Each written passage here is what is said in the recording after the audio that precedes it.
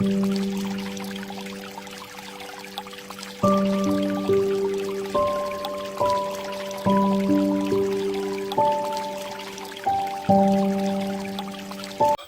மூடலாம், ஜெபிக்கலாம். கர்த்தருடைய வார்த்தைக்கு நேராக நம்மை ஆயத்தமாக்குவோம். எங்கள் பரிசுத்த தகப்பனே, எங்கள் வல்ல பிதாவே, உம்முடைய அன்பின் பாத்திரம் நாங்கள் ஒருமைக்கு நாங்கள் கடந்து வருகிறோம். இந்த வேளையில தேவனாகிய கர்த்தர் எங்கள் மத்தியிலே கடந்து வர நாங்கள் தியானிக்க போகிற வார்த்தைகளுடாய் தேவனாய கர்த்தர் எங்களிடத்துல பேச கேட்க போகிற பிள்ளைகளுக்குள்ளாக தேவனாய கர்த்தரீர் உடைய வார்த்தைகளுடைய பலனை அனுபவிக்கத்தக்கதான கிருபைகளை தரும்படி உடைய சமூகத்தில் நாங்கள் அர்ப்பணம் பண்ணுகிறோம். இயேசு கிறிஸ்துவின் அதிகாரம் உள்ள நாமத்தில் தானே ஜெபிக்கிறோம். ஜீவனுள்ள எங்கள் பரிசுத்த பரம தகப்பனே, ஆமென். சங்கீதத்தின் புஸ்தகம் 119 அதிகாரம் 143 மற்றும் 144 வசனங்களை யாராவது வாசிக்கலாம். இக்கட்டும் நெருக்கமும் என்னை பிடித்தது, ஆனாலும் உம்முடைய கற்பனைகள் என் மனமகிழ்ச்சி. உம்முடைய சாட்சிகளின் நீதி என்றைக்கும் நிற்கும். என்னை உணர்வுள்ளவனாக்கும், அப்பொழுது நான் பிழைத்திருப்பேன் என்று சொல்லுகிற தேவனுடைய வார்த்தை. இக்கட்டும் நெருக்கமும் என்னை பிடித்தது, இக்கட்டும் நெருக்கமும் என்னை பிடித்தது. ஒருவேளை இந்த உலகத்துல வாழுகிற எல்லாருக்கும் பாத்தீங்கன்னா மற்றவங்கெல்லாம் ரொம்ப நல்லா வாழ்ற மாதிரியே தோணும். அவரவர்களுடைய வாழ்க்கை மாத்திரம் நெருக்கமும் இக்கட்டும் நிறைந்ததாக தோணும். மீதி எல்லாம் உலகத்தில் இருக்கிறவெல்லாம் ஜாலியா இருக்கிறான்டா, எல்லாருமே மன நிம்மதியா இருக்கிறான்டா அப்படின்னு சொல்லி நமக்கு என்ன செய்ய தோணும். 2 கணவனை மணியடி பைக்கில் டர்ன்னு அப்படி கட்டி பிடிச்சிட்டு போனாங்கன்னா எல்லா மற்ற ஜோடிகள்லாம் நினைக்க, ஆகா எப்படி வாழ்றான்டான். அதுக்கு 2 நிமிஷம் முன்னாடி நடந்த சண்டையும் தெரியாது, அடுத்து 2 நிமிஷம் கழிச்சு நடக்க போறதும் வீட்டுக்குள் நடக்க போறதும் என்ன செய்யாது. எப்பவுமே பாத்தீங்க அப்படின்னா இக்கட்டு நெருக்கம் எல்லாருக்கும் இருக்கிறது. பாடுகள், உபத்திரவம், இக்கட்டு நெருக்கம். அப்படி அவர் தன்னை பிடித்ததாக இந்த பக்தன் சொல்றார். அவர் சொல்லுகிறார், என்ன சொல்லுகிறார்? ஐயா, என்னை இக்கட்டும் நெருக்கம் என்னை பிடித்தது. அடுத்து ரொம்ப ஆச்சரியமா இருக்குதுன்னு கேட்டீங்கன்னா, ஆனாலும் உம்முடைய கற்பனைகள் எனக்கு மன மகிழ்ச்சி. இக்கட்டு நெருக்கத்தில் இருக்கிற ஒரு மனுஷனுக்கு எப்படிங்க கற்பனை மன மகிழ்ச்சியா மாற முடியும் இல்லையா?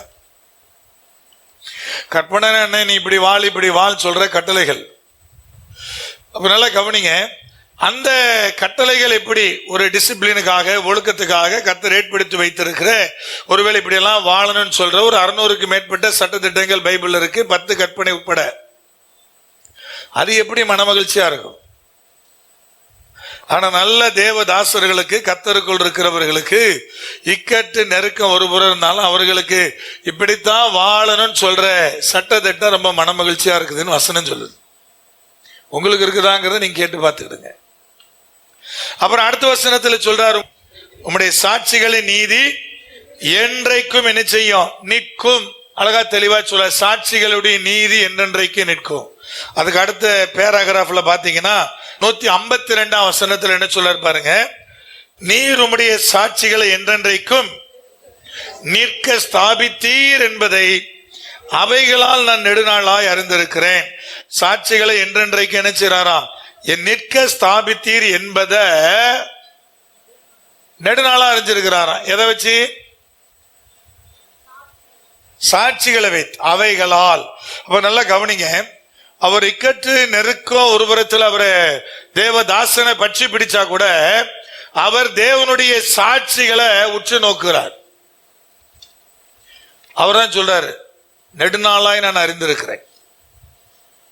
அந்த சாட்சிகளுடைய நீதி நிற்கிறது. ஒருவேளை சாட்சிகள் வேதத்தில் இருக்குதா? வேதத்திலும் இருக்கிறது. உலகத்திலும் ஆண்டவராய் கர்த்தர் நிறைய சாட்சிகளை வைத்திருக்கிறார். எப்படிப்பட்ட சாட்சிகள் பிரதர்? நீடித்து நிலைத்து கடைசி வரை நிற்பதற்கு ஆபிரகாம் சாட்சியா இருக்கிறாரு, யோசேப்பு சாட்சியா இருக்கிறாரு, தாவீது சாட்சியா இருக்கிறாரு. எல்லா விதத்திலும் எத்தனையோ சாட்சிகள் வேதத்தில் இருக்கிறது. அந்த கற்பனைகளை, அந்த சாட்சிகளை ரொம்ப ஆராய்ச்சி செய்யறவன் பலனுள்ளவனா இருக்கிறான். இதை விளங்கிட்டா விளங்கலையா? அப்ப இவர் எப்படி பிரதர் அந்த பலனோடு இருக்கிறார் கேட்டீங்கன்னா, அந்த சாட்சிகளால நெடுங்காலமா இருந்திருக்கிறாராம். என்னன்னா அது என்றென்றைக்கு அந்த சாட்சிகளை தேவன் நிற்க வைத்திருக்கிறார். அப்படி ஏராளமான சாட்சிகள் இன்னைக்கும் பூமியில நடந்து கொண்டே இருக்கிறது.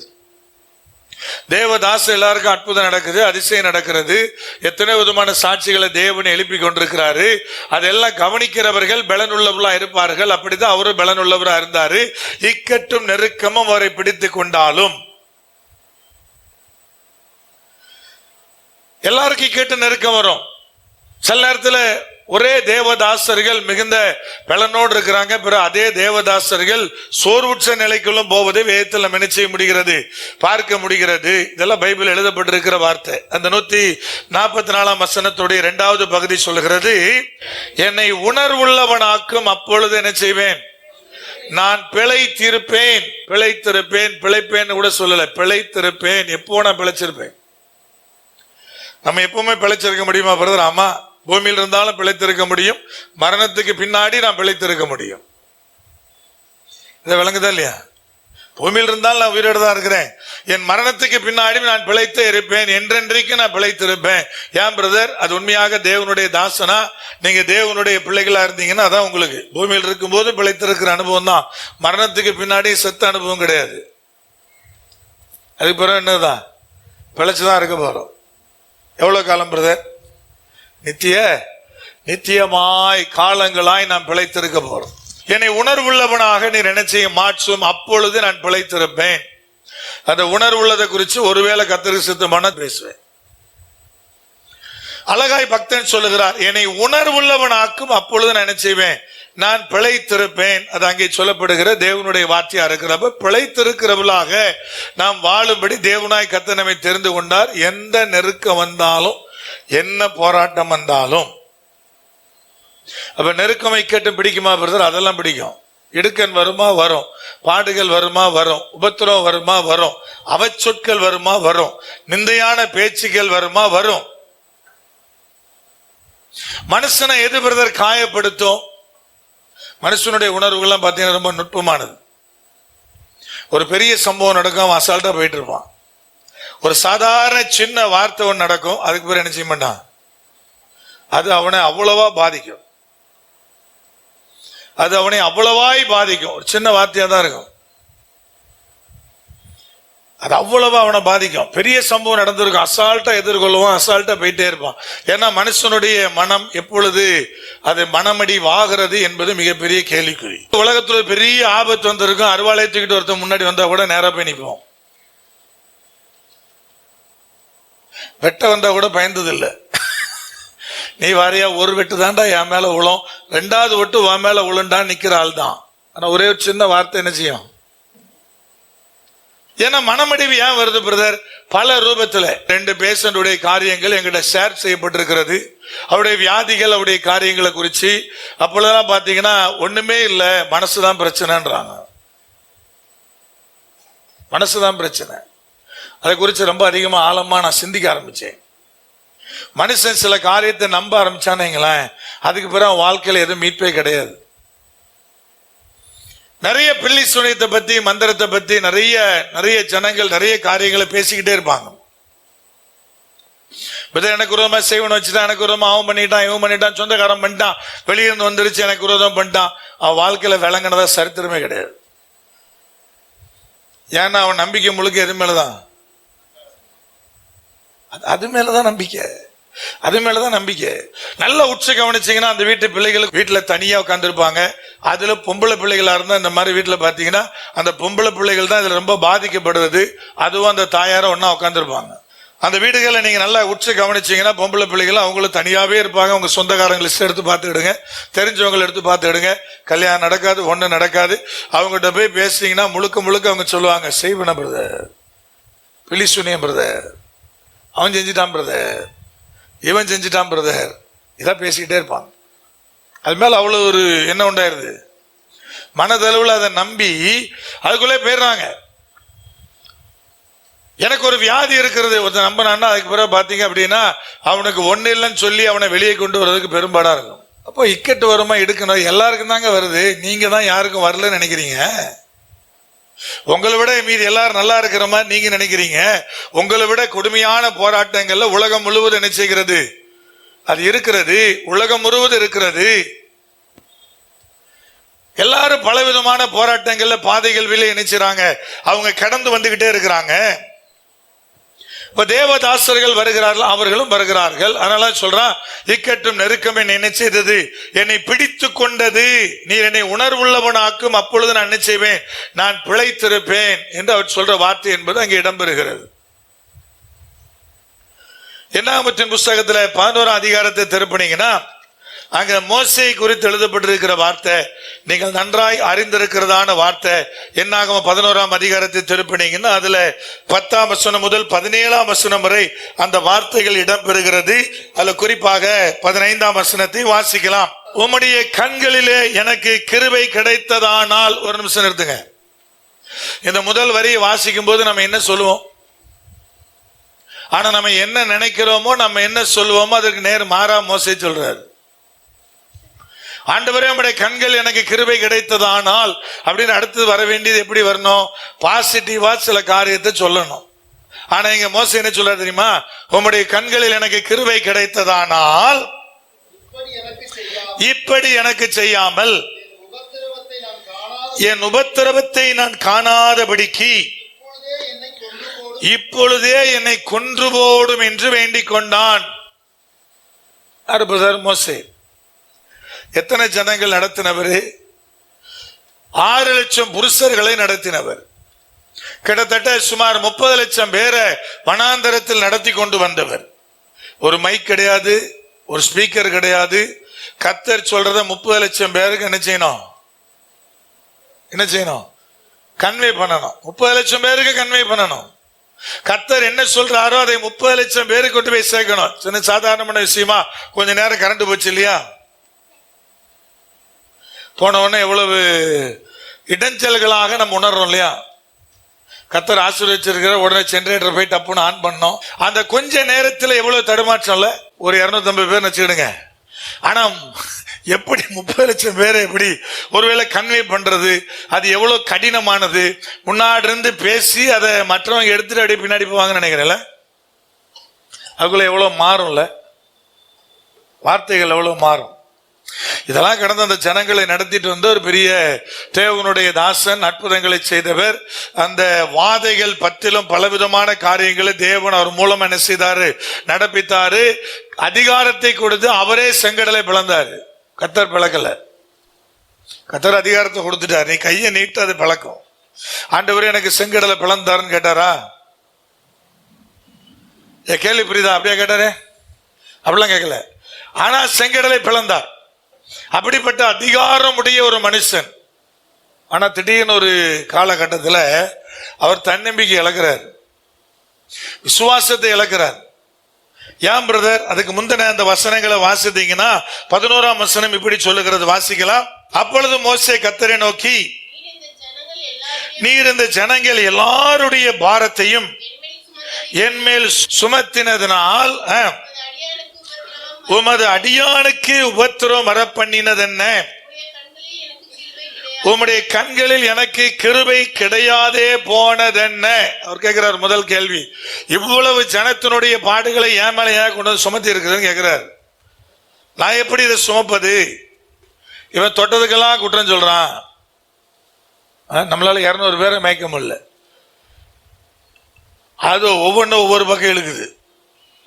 அண்ணன் எதுதான் சொன்னார், இதுக்கு தான் சொன்னார், ஒவ்வொன்றும் ஒவ்வொரு காரியத்தை என்ன செய்யுது? அது தனக்கு தானே கற்பித்துக் கொள்ளுது ஒவ்வொரு பாடத்தை. அவர் 30 லட்சம் பேர் அப்ப என்ன பாடுபடுத்தி இருப்பான் பாருங்க. அவன் என்ன பேசினாலும் குற்றம். அவ்வளவு பேர் பாரதி சுமக்க முடியல. இப்ப சொல்றாரு, உன்னுடைய கண்களில் எனக்கு கிருபை கிடைக்காம போனது என்னன்றாரு. பாருங்க, அங்கே கிடைத்ததானால் என்ன கொன்றுன்றாரு, இங்க கிடைக்காம ஏன் போச்சுன்றாரு. அப்ப பாருங்க, அவர் ஒரு புலம்பல் ஸ்டேஜில் இருந்திருக்கிறார். அப்ப என்னன்னா, இவ்வளவு பாரத்தை என்னால் என்ன செய்ய முடியல, சுமக்க முடியல அப்படின்னா ஆண்டவர் சொன்னாரு, திராணிக்கு மிஞ்சி ஒருவரை என்ன செய்யறது இல்ல, அவரவருக்கு என்ன சுமக்க முடியுமோ அதை சுமக்க கொடுக்கிறார். நான் உங்ககிட்ட எப்பவும் சொல்லுவேன், உங்களுக்கு ஒரு ஃபேமிலி, எனக்கு எத்தனை? 80 ஃபேமிலி. 80 family, 80 missionary. அவனுக்கு நல்லதுனாலும் போன் பண்ணுவான், கெட்டதுனாலும் போன் பண்ணுவான், ஆஸ்பத்திரியில் படுத்தாலும் போன் அடிப்பான், பிள்ளைக்கு ஃபீஸ்னாலும் போன் அடிப்பான். எல்லாத்தையும் வாங்கிட்டு நம்மளை நிம்மதியா இருக்க விடுவானோ அதுவும் இருக்க விட மாட்டான். அப்போ 1000 குறை சொல்லுவான். அது போக சபையார், நீங்க பண்ற டார்ச்சர் அதை விட ஓவரா இருக்கும். அப்ப இது எல்லாத்தையும் கடந்து ஒரு மனுஷன் நிற்கும் போது நான் தியானிக்கும் போது யோசிக்கிறேன், நமக்கு ஒரு சின்ன கூட்டத்தை கொடுத்துருக்கிறாரு, இதுவே நம்மளால தாங்க முடியல. மோசே என்ன பாடுபட்டிருந்தா இந்த வார்த்தையை சொல்லுவார். ஒரு புறத்துல கரெக்டா தோணுது. ஆனாலும் கர்த்தர் சொல்றாரு, உன்னால சுமக்க முடியும் தான் இவ்வளவு பெரிய பாரத்தை கொண்டு வந்து என்ன பண்ணி இருக்கிறேன் உன் மேல நான் சுமத்தி இருக்கிறேன் என்பதுதான் தேவனாய் கர்த்தருடைய எண்ணமா இருந்தது. கண்டிப்பா அதான் இங்க சொல்றாரு. என்ன சொல்றாருன்னா, ஐயா தேவனுடைய பிள்ளைய மோசையுடைய நம்பிக்கையெல்லாம் இழந்து போயிட்டார், விசுவாசத்தை இழந்துட்டார், இதை நீ சுமக்க முடியாதுன்னு யோசிக்கிறார். அதுக்கான இன்னொரு காரணம் என்ன தெரியுமா? அது கீழே என்ன சொல்றாரு பாருங்க, 12ஆம் வசனத்தை வாசிக்கலாம். இவர்களுடைய பிதாக்களுக்கு நான் ஆணையிட்டு கொடுத்த தேசத்துக்கு நீ இவர்களை முளையுண்கிற பாலகனை தகப்பன் சுமந்து கொண்டு போவது போல உன் மார்பிலை அணைத்துக் கொண்டு போ என்று நீர் என்னோட சொல்லும்படி அவர் என்ன சொன்னார் தெரியுமா? அதுல கூட பாருங்க, அவ்வளவு பெரிய பாரம், அவ்வளவு ஜனங்களை நடத்தணும். அதுலயும் பாரு கர்த்தர் என்ன சொல்லான்னு கேட்டீங்கன்னா, மார்போட அணைச்சிட்டு போனாராம். விளங்குதா? இதா புரியுதா? சுமந்துட்டு இல்ல, தோல்ல வச்சு தூக்கிட்டு இல்ல, அந்த மார்போட அணைத்து கொண்டு போனா அதுக்குள்ள இன்னும் ஆழமான ஒரு பெரிய சத்தியம் இருக்குது. அது எவ்வளவு பாடுகளை படுத்தினாலும் நீ அந்த அன்போடு கூட அணைத்து கொண்டு போய் என்று அர்த்தம். தோல்ல தூக்கி வச்சுட்டு போனா கூட பரவாயில்லைங்க. இங்க கர்த்தர் வந்து என்ன சொன்னாரா, நீ மார்போடு அணைத்து கொண்டு போ என்று சொல்லி நினைச்சதை சொல்லும்படி இந்த ஜனங்களை எல்லாம் கற்பம் தரித்தேனா, இவர்களை நானா பெற்றேன்னு கேட்கிறார். நானா பெற்றேன்னு கேட்கிறார், நானா கற்பம் தரித்தேன்னு கேட்கிறார். அதான் அவருடைய அடுத்த பெரிய பாரமா தோன்றினுடைய காரியம். எங்க மிஸ்டரிகள்லாம் நீ சிலர் போன் போட்டீங்கன்னு வைங்களேன், மத்தியானம் 2 to 4 எடுக்க மாட்டானுங்க. நைட்டு 8:30 மணி 9 மணிக்கு மேல போனா போன் எடுக்க மாட்டாங்க. எல்லாம் சைலண்ட் மோட்ல போட்டு நினைச்சுவாங்க, நிம்மதியா இருப்பானுங்க. இதெல்லாம் பார்க்கும்போது சில எனக்கும் தோணல, நானா இவனை பெற்றேன் அப்படிதான் அவரும் பாடுபட்டு இருப்பாரு நினைக்கிறேன். அந்த பாடுகளுடைய உச்சத்தில் அவர் கேட்கிறார், நானாயா இவனை பெற்றேன், நான் கற்பம் தரிச்சேனா, இவனை என்னால சுமக்க முடியல, நீர் வேற சுமந்துட்டு போட்டு சொன்னா பரவாயில்ல, மார்போடு அணைத்து கொண்டு போ, அவனை சின்ன பிள்ளை மாதிரி பார்த்துக்கன்றீரு. அப்ப எவ்வளவு பலமிக்க ஒரு மனுஷன், கர்த்தராலே தெரிந்து கொள்ளப்பட்ட ஒரு மனுஷன், எல்லா பாடுகள் உபத்திரவங்களை சந்திச்சவன். அவனாலே கூட சில பாரத்தை என்ன செய்ய முடியல, தாங்க முடியல. பிழைத்திருக்க மனம் இல்லாம ஆண்டவரே என்னை எடுத்துக்கிடுன்னு கேட்கிறான். அவனுக்கு பிழைத்திருக்க மனம் இல்லை, ஏன்னா இந்த பாரத்தால என்னால சுமக்க முடியலன்றான். ஒரு ஸ்டேஜ்ல மனுஷனுக்கு பாத்தீங்கன்னா அப்படிதான் வரும். அப்பெல்லாம் நம்ம என்ன நினைக்கணும் பிரதர், திராணிக்கு மிஞ்சி தேவன் என்னை சோதிக்க நினைச்சல, அவர் இடம் கொடுக்க மாட்டாரு. இந்த சோதனை கடப்பதற்கும் எனக்கு தேவன் ஒரு வாசல வழி என்ன செய்திருக்கிறார், வைத்திருக்கிறார் வசனத்தின்படி என்று நான் நம்பணும். அந்த விசுவாசத்தில் நிலைத்திருக்கணும், அப்பதான் கடந்து போக முடியும். இல்லைன்னா போதும் ஆண்டவர் என்ன சொல்லுவோம். இந்த செய்தியை கேட்டுக்கொண்டிருக்கிற உங்கள ஒரு 90% பேர் வாழ்க்கையில என்னைக்காவது ஒரு நாள் ஆண்டவரே வேண்டாம் இந்த உலகம் எடுத்துக்கிடுன்னு சொன்னாலதான் இருப்பீங்க. சிறு பிள்ளைகளை தவிர, வாழை பிள்ளைகளை தவிர அவங்க தான் ஜாலியா இருப்பாங்க. ஏன்னா அவங்களுக்கு எல்லா தேவையும் பார்த்துக்க பெற்றோர் இருக்கிறாங்க. நல்லா வாங்கிட்டு அப்புறம் நீ என்ன கிழிச்சேன்னு அவங்கள பார்த்தே கேட்டுக்கிடுவாங்க. பார்க்குறோம்ல, எல்லா வாழை பிள்ளைகளும் பார்க்கல. அவனை தவிர மீது எல்லாரும் ஒரு கட்டத்தில் என்ன யோசிப்பாங்க, வேண்டாம் ஆண்டவரே என்னை எடுத்துரும் அப்படின்னு கேட்காத ஆள் இங்க இருக்க வாய்ப்பு இல்லை, நான் உட்பட. விளங்குதா இல்லையா? இப்ப பெரிய பாவம் பண்ணிட்டாரா பிரதர் மோசே? பாவம் பண்ணல, ஆனா தன்னம்பிக்கை இழந்ததுனால, விசுவாசத்தை இழந்ததுனால இப்படி ஒரு வார்த்தை சொல்லும்படியான ஒரு நிலை வந்தது. என்ன வந்ததுன்னு கேட்டீங்கன்னா, போதும் ஆண்டவரே எதுக்கு இவ்வளவு பாடு, என்னால இந்த பாரத்தெல்லாம் சுமக்க முடியல. அப்ப பாருங்க, இத்தனை பேரை சுமந்தாரு, நாங்க இத்தனை பேரை சுமக்கிறோம். நீங்க சாதாரண ஒரு குடும்பம் ஒரு பிள்ளைக்கு ஃபீஸ் கட்டுறதுக்குள்ளே என்ன எடுத்துக்கிடுன்னா என்ன சொல்ல, அந்த ஒரு ஆள் பண்ற சேட்டைய உங்களால தாங்க முடியல ஆண்டவரே அப்படின்னா என்ன சொல்றது? நாங்க எவ்வளவு பேர் சேட்டையை பார்த்துட்டு இருக்கிறோம். இப்ப இவ்வளவு சேட்டையும் பார்த்து இதெல்லாம் கடந்தான் வர வேண்டியிருக்கு இல்லையா? அப்ப தேவனாய் கர்த்தர் என்ன சொல்ல, எதுனாலும் சரி அதுல ஒரு குறை கண்டுபிடிக்கிற ஒரு கூட்டம் இருக்கு இல்லையா? இப்ப நான் எப்படின்னா, மக்களுக்கு உதவி செஞ்சு செஞ்சு இப்ப என்னோட ஸ்டேட்டஸ் எப்படின்னா, உங்க தேவையை நானே அறிஞ்சுக்கணும், நீங்க கேட்க மாட்டீங்க. நானே புரிஞ்சு, ஐயா ப்ளீஸ் இந்த உதவி ஏத்துக்கன்னு உங்ககிட்ட வந்து நான் என்ன செய்யணும்? அந்த நிலைமையில் தான் நீங்க அவ்வளவு பேர் உட்கார்ந்து இருக்கிறீங்க. மெசேஜ் போடுவாங்க, டான் அப்படி மெசேஜ் வந்து விழும். நம்ம வண்டி ஓட்டிட்டு இருப்போம், மெசேஜ் பார்த்துருவோம். திரும்ப அதுக்கு பதில் போடுறதுக்கு எவ்வளவு நேரம் ஆகும்? போம் எப்போ போட முடியும்? நீங்க போட்ட மெசேஜ் நான் பார்த்துருவேன், புளுட்டிக்கு வந்துடும். உங்களுக்கு உதவி செய்யறதுக்கு நான் கொண்டு வந்து கெஞ்சணும், ப்ளீஸ் என்னோட உதவி ஏற்றுக்கிடுங்க. அந்த லெவலுக்கு ஆக்கிட்டீங்க என்ன இப்போ? நல்லா கவனிங்க. உனக்கு தேவை இருந்தா நீ தான் சொல்லணும், நான் வந்து என்ன செய்ய முடியாது, உன்கிட்ட கேட்க முடியாது. அப்ப சபையாருடைய தேவையை நான் ஏற்கனவே சொல்லியிருக்கிறேன். உணவோ வேறு சில காரியங்களோ சபை சந்திக்க இன்றைக்கு ஆயத்தமா இருக்கிறது, இன்னைக்கு வரைக்கும் சந்திச்சுட்டு இருக்கிறோம். ஆனா நீ தான் குறிப்பறிஞ்சு செய்யணும்னா குளத்துக்கிட்ட கோவப்பட்டா என்ன ஆகுங்கிறதா உங்களுக்கு பதில். இத மாதிரி எவ்வளவு சேட்டை பண்ணிருப்பான்ல மோசிட்ட, அந்த சேட்டை தாங்க முடியாம தான் அவன் போதும்ன்றான். சரிங்க, இதே சேட்டை வீட்டுல பிள்ளைங்க பண்ணதான் செய்யுது. வீட்டுல கணவர் பண்றாரு, மனைவி ஒரு புறம் சேட்டை பண்ணுது. எல்லா வீடுகளிலும் எல்லா விதமான பிரச்சனை இருக்குது. அப்ப இந்த பாடுகள் இக்கட்டு நெருக்க வந்த உடனே பிழைத்திருப்பதற்கு ஆயத்தமாக தேவனுடைய சரண்டராம எத்தனை பேரு? கிருபை கிடைத்ததானால் என்னை எடுத்துக்கொள்ளும்னா என்ன ஒரு ஜெபம் இல்லையா? கிருபை கிடைச்சதுன்னா என்ன வாழ வையும் தான் கேட்கணும். கிருபை கிடைச்சதுன்னா உடைய கண்கள் எனக்கு ஒரு தயவு, கிருபை கிடைச்சதுன்னா என்னுடைய நோயை சுகமாக்குன்னு கேட்கணும். எனக்கு இந்த நன்மையெல்லாம் தாருன்னு சொல்லணும். அதெல்லாம் விட்டுவிட்டு ஐயா கிருபை கிடைச்சதுனால என்ன எடுத்துரும், என்ன கொன்றும், இது என்னால தாங்க முடியல அப்படின்னா, அப்ப பலம் பொருந்திய மோசையால தேவனாய் கர்த்தராலே தெரிந்து கொள்ளப்பட்ட பாத்திரத்தினால சில பாரத்தை தாங்க முடியாம இருக்கு இல்லையா? அப்ப தேவன் சொல்றாரு, உங்களை என்னை பிழைத்திருக்கும்படி அழைத்திருக்கிறாரு.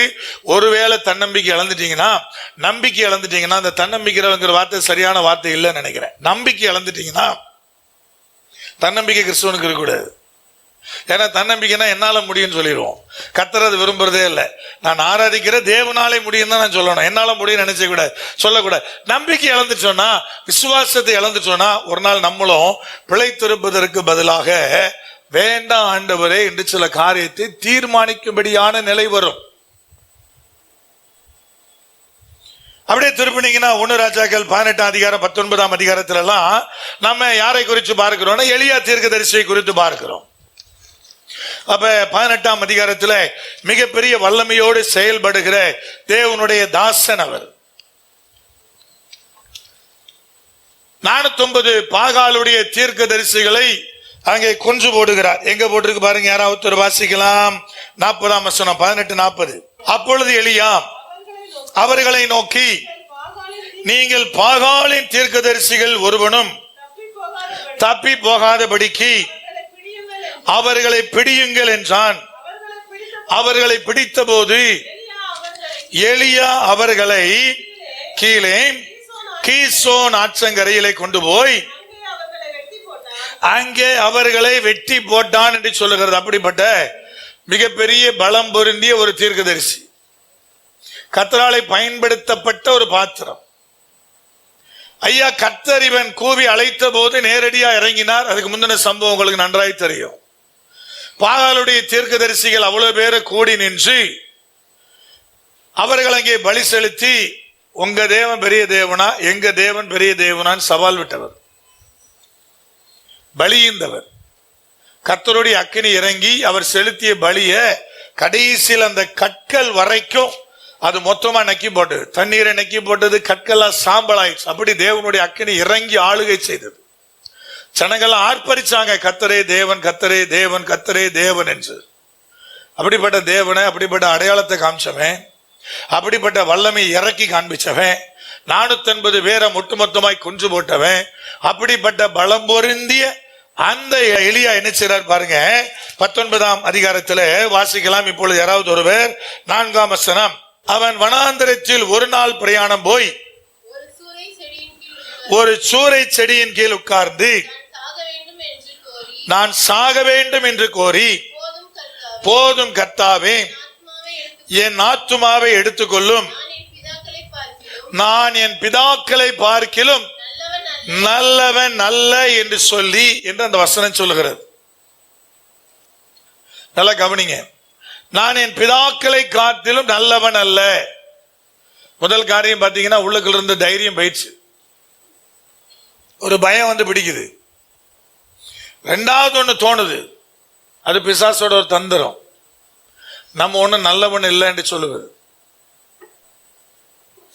நான் ரட்சிக்கப்பட்ட துவக்க நாட்கள்ல எப்பெல்லாம் ஜெபம் பண்ண முட்டு போடுறேனோ அப்பெல்லாம் பிசாசு எனக்குள்ள ஒரு விதையை போடுவான். உன் ஜெபத்தெல்லாம் கர்த்தர் கேட்க மாட்டார். அப்போ மணிக்கணக்கா முழங்கால் நின்று ஜெபித்த காலகட்டங்கள் அது. நெடு முழங்கால் நின்று ஆண்டுடைய சமூகத்தில் மன்றாடின நாட்கள் அது. நம்ம மணிக்கணக்கா முட்டு போட்டு நிற்போம். உள்ளுக்குள்ள எண்ணம் உள்ளேயே ஓடிக்கிட்டே இருக்கும், டிராவல் பண்ணிக்கிட்டே இருக்கும். நம்ம ஜெபத்தெல்லாம் கர்த்தர் கேட்க மாட்டாரு. ஏன்னா அந்த அளவுக்கு நான் நல்லவன் இல்லை. இங்கேயும் அவனுக்குள்ள என்ன வந்துட்டு இப்ப எலியாக்குள்ள எப்படிப்பட்ட தீர்க்கதரிசி, தேவனுடைய வல்லமை இப்படி உலகத்தை காமிச்சவன், அவனுக்குள்ள அந்த ஃபீலிங் இருக்கு. என்னன்னா, நான் என் பிதாக்களை காட்டிலும் நல்லவன் அல்ல என்கிற எண்ணம். உண்மையை சொல்ல போனா அந்த எண்ணம் இருக்கிறவன் எல்லாரும் நல்லவன் தான். மோசமானவனுக்கு தான் கெட்டவன்ற எண்ணமே வராது. அவன் தானே நல்லவன் தான் சொல்லிக்கிட்டே இருப்பான். நல்லவனுக்கு தான் ஒரு எண்ணம் இருக்கும், நான் ஒன்னும் ரொம்ப நல்லவன் இல்லைன்னு.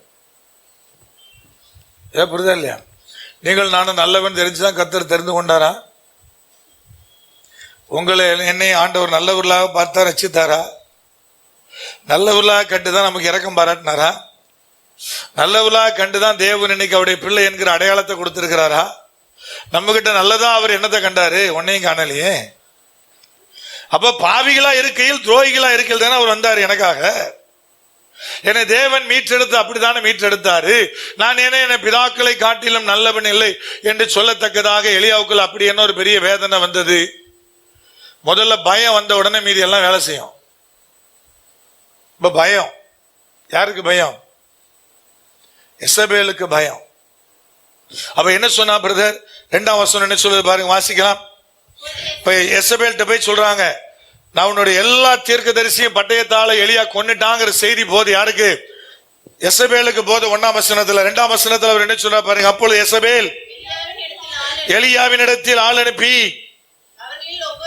அவர்களில் ஒவ்வொருவருடைய பிராணனுக்கு செய்யப்பட்டது போல நான் நாளை இந்நேரத்திலே உன் பிராணனுக்கு செய்யாதே போனால் தேவர்கள் அதற்கு சரியாகவும் அதற்கு அதிகமாகவும் எனக்கு செய்ய கடவுள் என்று சொல்ல சொன்னால், அவள் அவர்களுடைய தேவர்கள் என்று சொல்லப்படுகிற காரியத்தை மையப்படுத்த அந்த வார்த்தையை சொல்றார்.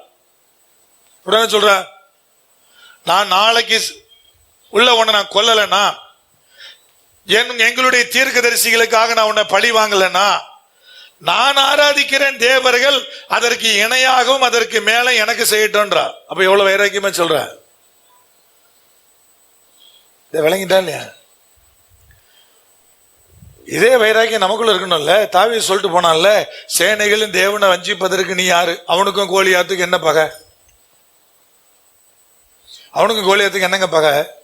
இந்த பர்சனல் பிரச்சனை தெரிஞ்சா, வாக்கிய தகராறு, வரப்பு தகராறு ஏதாவது, பிறகு அவனுக்கு அவ்வளவு கோபம் வருது யார் மேல? கோலியாத்து மேல. ஆண்டவரை நிந்திக்கிறான், ஆண்டவரை தூசிக்கிறான், அதை என்னால பொறுத்து கொள்ள முடியாது. அதனால தான் அவ்வளவு கோபம் வருது. அப்ப இவ்வளவு தேவன் அவனுக்கு நடப்பித்தோம், என் தேவன் செய்வார் சொன்னவன அவனுக்கு ஏன் பயம் வருது? என் கேள்வி புரிதாலே? நமக்கு அப்படிதான். பிலிசூனத்தை பார்த்தா பயம், எல்லாத்த பார்த்தாலும் பயம். ஏத்து வீட்டுக்காரர் சொன்னா, பிரதர் ஒரே ஒரு முட்டை போதும்னா, ஒரு அம்மா என்கிட்ட சொல்லிச்சு, ஒரு முட்டை போதும் உன்னை காலி பண்றதுக்குன்னா. அதே மாதிரி செஞ்சுட்டா. என்ன செஞ்சுட்டா? என் புருஷனை கொண்டுட்டா. உன் புருஷன் எப்ப செத்தாரு? 88 வயசுல.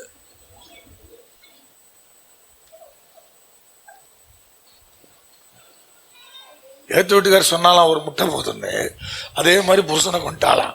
புருஷன் செத்தது 88 வயசுல. பலத்தின் மிகுதியை தாண்டி போயிருக்காரு, 8 வருஷம் போயிருக்காரு.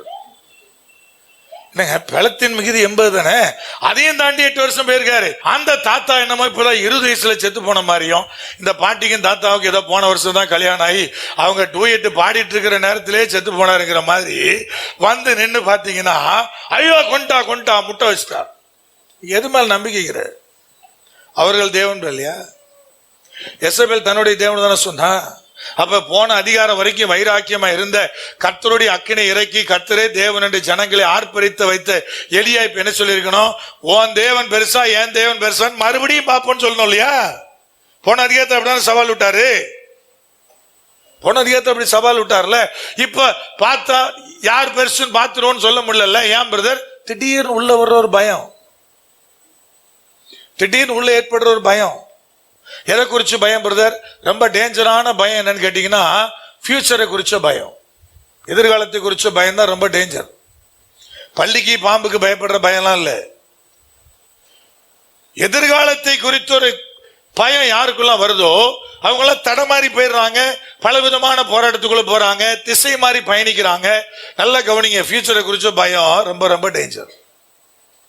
இது என்ன ஆகும், அது என்ன ஆகும், அது எப்படி ஆகும், இது எப்படி ஆகும், நீங்க என்ன யோசிக்கிறீங்க? எதிர்காலத்தை குறித்த பயம். அப்படி ஒரு ராஜா பயப்பட்டாரு, யெரொபெயாம். நேரம் கருதி வசனத்துக்குள்ள போல. அவரு கர்த்தர் கொடுத்திருந்த வாக்குத்தத்தம் என்ன? தாவீத மாதிரி உனக்கு நான் நிலையான வீட்டை கட்டுவேன். ஆனா என்ன பயம்? ரெகோபெயாம் ராஜாவா இருக்கிற யூதா நாட்டுக்கு அப்பப்ப போய் சர்ச்சில் ஆராதிக்க போயிட்டு வந்துட்டு இருக்கிறான். என் ஜனெல்லாம் ரெண்டா பிரிக்கப்பட்ட பிறகு இஸ்ரவேல் தேசம் 10 கோத்திரம், 2 கோத்திரம் யூதா நாடு. அங்க யூதா தேசத்துக்கு ராஜா ரெகோபெயாம், இங்க இஸ்ரவேல் தேசத்துக்கு ராஜா யெரொபெயாம். ஆனா சர்ச் இருந்தது எங்க, ஆலயம் இருந்தது எங்க? அந்த 2 கோத்திரத்துக்குள்ள. இந்த 10 கோத்திரத்தாரும் போய் அந்த ஆலயத்துக்கு போவாங்க ஆராதிக்கிறதுக்கு. அப்பப்போ பண்டிகைக்கெல்லாம் போயிட்டு வருவாங்க. யெரொபெயாமுக்கு ஒரு பயம் வந்துச்சு. என்ன பயம்? நாளைக்கு ஃபியூச்சர்ல எல்லாரும் அவனையே ராஜா வச்சுட்டா என்ன செய்யறது? உடனே புடுறா 2 கண்ணுக்குட்டியை உருவாக்கினான். கண்ணுக்குட்டியை உருவாக்கி தானிலும் பெத்தேல வச்சுட்டான். கொண்டு போய் வச்சு இங்க ஆராதிக்கிறதுக்கு ஈனப்பிறவிகள் சிலரை ஆசாரியர்களாக வச்சான். நான் சொல்ற பைபிள் வசனத்தினுடைய வார்த்தை அப்படியே சொல்றேன். ஈனப்பிறவிகளை ஆசாரியர்களாக ஏற்படுத்தினா நல்ல கொளுத்த ஜந்துக்களை அடித்து விருந்து நடக்கும். அப்பப்போ எங்க கண்ணுக்குட்டி ஆலயத்துல அவன் என்ன நினைச்சான் தெரியுமா? நல்லா சோறு போட்டா எங்க போக மாட்டான். சோறு போட்டு அங்கே போவோம். சர்ச்சில் சோறு போடுறது தப்பான்னு கேட்டிங்கன்னா, நம்மளை மாதிரி ஆலயத்தில் தப்பு. இங்கே சோறுலாம் அவசியம் இல்லை.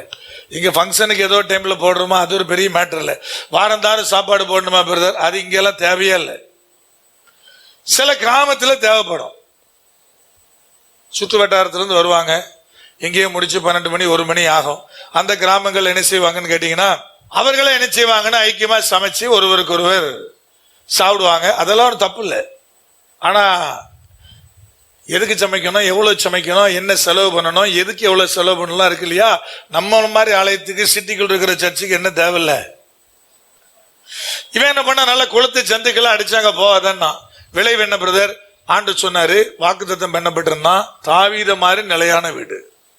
இப்ப கர்த்தர் உடனே வந்து சொன்னாரு, சுவற்றில நீர் விடுகிற நாய் முதல்ல உனக்கு இருக்காதுன்னாரு. வாக்குத்தத்தம் என்னாச்சு பிரதர்? போயிட்டு. ஏன் போயிட்டு? பேசிக் பயம், பயம், ஒரு விதமான பதட்டம், பயம். கர்த்தர் ஏன் பிரதர் பயப்படாதே பயப்படாதுன்னு சொல்றாரு? 365 தடவை எழுதியிருக்கா பிரதர், அது பொய். யாராவது சொன்ன ஊழியர் யாராவது எடுத்து காமி சொல்லலாம் பாப்போம்.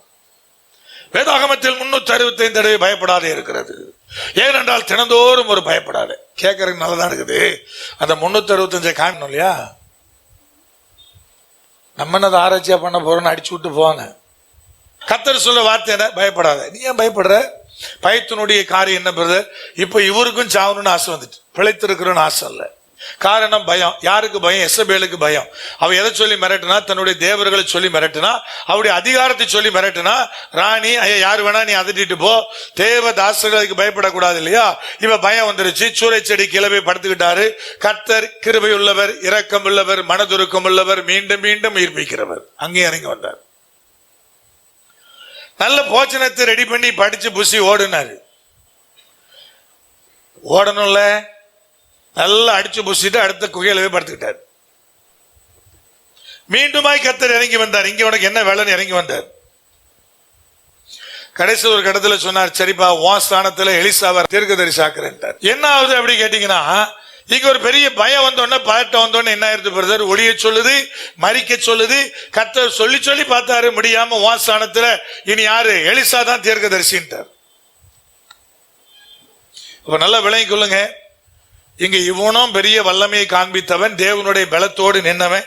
ஆனா அவனுடைய காரியத்துல என்னத்தை பார்க்க முடியல. மீண்டும் மீண்டும் அவன் சொன்ன வார்த்தை பாருங்க, 10ஆம் வசனத்தை வாசிக்கலாமா?